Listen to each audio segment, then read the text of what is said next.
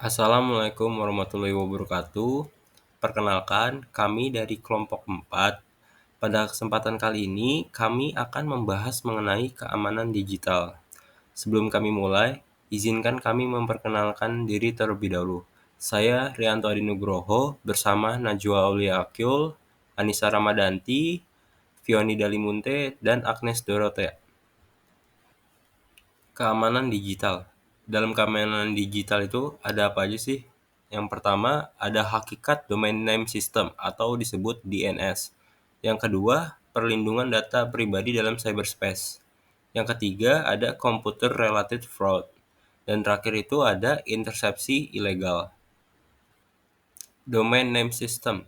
Domain name system adalah sebuah sistem yang bertugas menyimpan semua informasi data domain dalam jaringan. Dengan adanya DNS domain atau hostname yang ada, maka akan dapat ditranslate dan diterjemahkan dalam alamat IP, sehingga dapat diakses.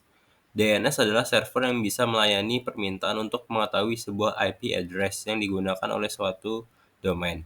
Contohnya, jika ingin mengakses Instagram, maka DNS mencari IP address dari instagram.com sehingga komputer dapat mengakses Instagram. Penggunaan DNS server ini biasanya sudah disetting otomatis di setiap komputer dan setiap provider penyedia layanan internet. Namun jika belum, maka perlu pengaturan di bagian IP address terlebih dahulu. Apabila Anda menggunakan router, maka Anda bisa membuat server DNS sendiri. Akan tetapi, pencarian IP address tetap dilakukan oleh provider penyedia layanan internet. Fungsi utama DNS itu sendiri adalah mencocokkan nama atau domain situs web ke dalam angka-angka yang disebut dengan alamat IP, sehingga komputer mengerti situs apa yang diminta oleh manusia dan bisa menyampaikannya. Aspek hukum penggunaan DNS dibangun berdasarkan kaidah kebebasan berinformasi atau disebut Freedom of Information dan kebebasan berkomunikasi atau disebut Free Flow of Information dari para pihak yang menggunakannya. Selanjutnya ada keberadaan domain name secara teknis haruslah unik.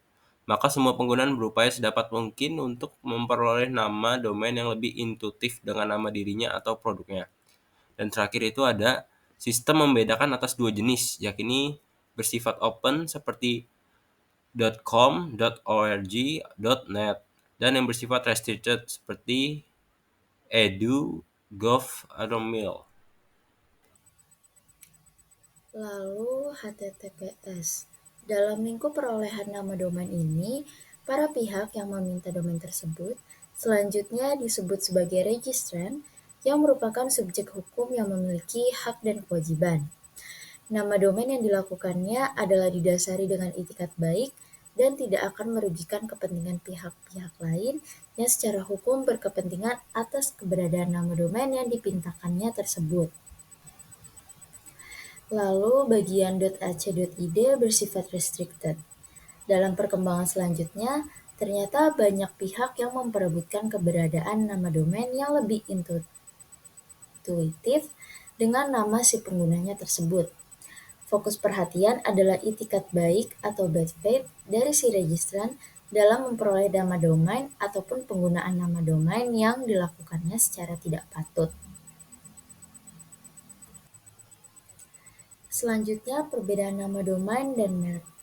Dalam nama domain, eksistensinya adalah sebagai alamat dan nama dalam sistem jaringan komputerisasi dan telekomunikasi. Sedangkan dalam merek dagang, eksistensinya adalah berfungsi sebagai daya pembeda dalam lingkup perindustrian dan perdagangan. Selanjutnya, nama domain lebih bersifat sebagai amanat yang diberikan oleh masyarakat hukum pengguna internet ketimbang sebagai suatu properti. Lain halnya dengan merek dagang, ia lebih bersifat sebagai properti karena merupakan kreasi intelektual manusia yang dimintakan haknya kepada negara untuk kepentingan industri dan perdagangan. Asas dalam nama domain adalah berlaku universal, yaitu first come first serve basis. Dan asas dalam merek dagang menganut first to file dan ada juga yang menganut first to use. Selanjutnya, dalam nama domain tidak ada pemeriksaan substantif, sedangkan dalam merek dagang harus ada pemeriksaan substantif. Yang terakhir, Dalam nama domain, sepanjang tidak dapat dibuktikan beritikat tidak baik, maka perolehan nama domain bukanlah tindak pidana. Sedangkan dalam merek dagang, sepanjang tidak diberikan lisensi oleh yang berhak, maka penggunaan merek adalah pelanggaran.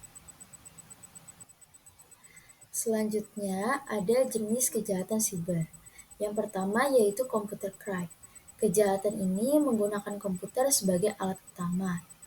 Contohnya peretasan sistem elektronik, intersepsi ilegal, pengubahan tampilan situs web, gangguan sistem, ataupun manipulasi data.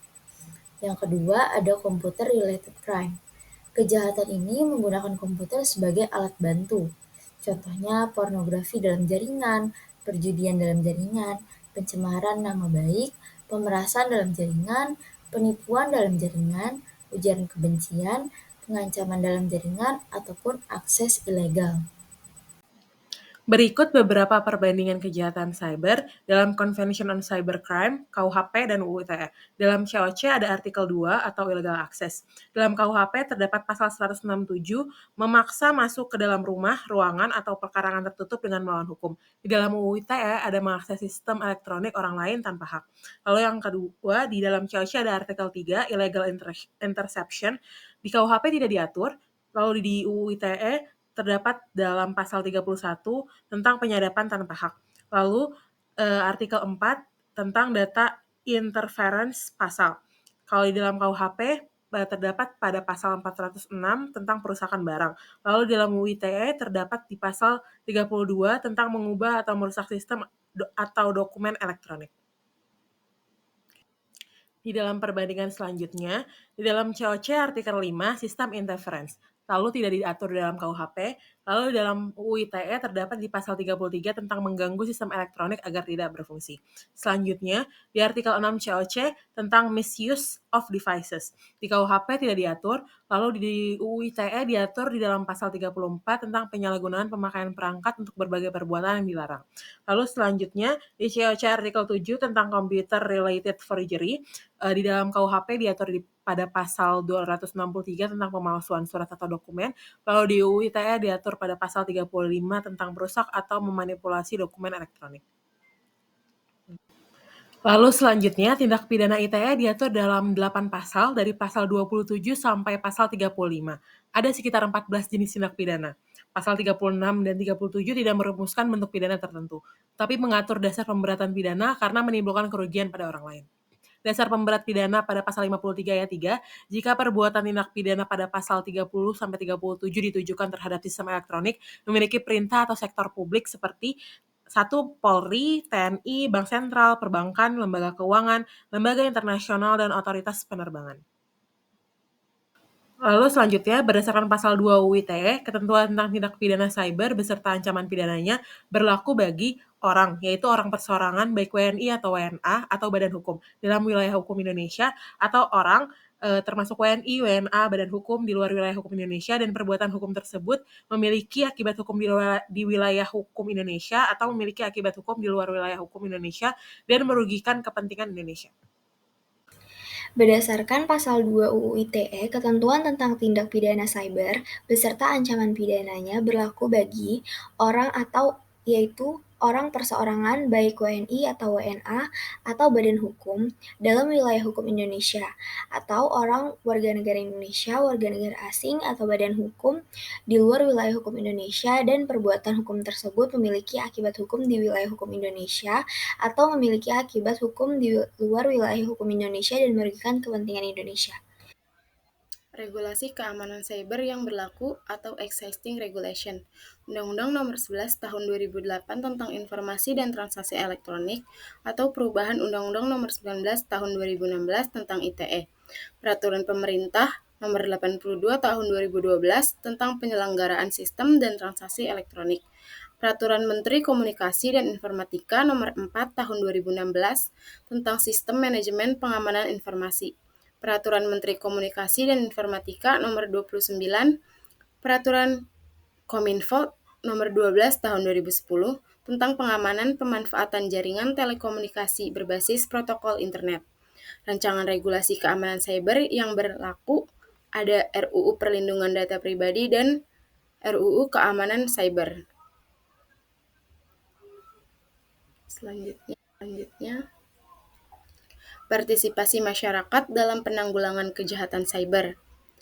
Ada di https patrolicyber.id report dan www.aduankonten.id atau telepon 788 33 610 atau bantuan 70@bssn.go.id. Selanjutnya, Perlindungan data pribadi dan perlindungan konsumen pada perdagangan elektronik dan teknologi finansial. Undang-Undang Nomor 19 Tahun 2016 tentang perubahan atas Undang-Undang Nomor 11 Tahun 2008 tentang Informasi dan Transaksi Elektronik atau UU ITE, Peraturan Pemerintah Nomor 71 Tahun 2019 tentang penyelenggaraan sistem dan transaksi elektronik, Peraturan Menteri Komunikasi dan Informatika Nomor 20 Tahun 2016 tentang perlindungan data pribadi dalam sistem elektronik.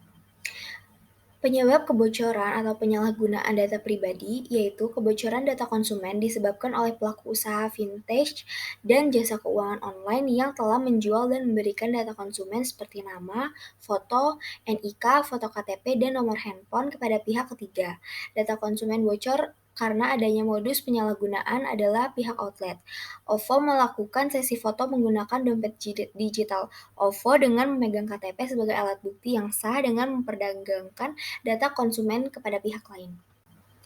Salinan Surat Edaran Otoritas Jasa Keuangan Nomor 14/SEOJK.07/2014 tentang kerahasiaan dan keamanan data dan atau informasi pribadi konsumen.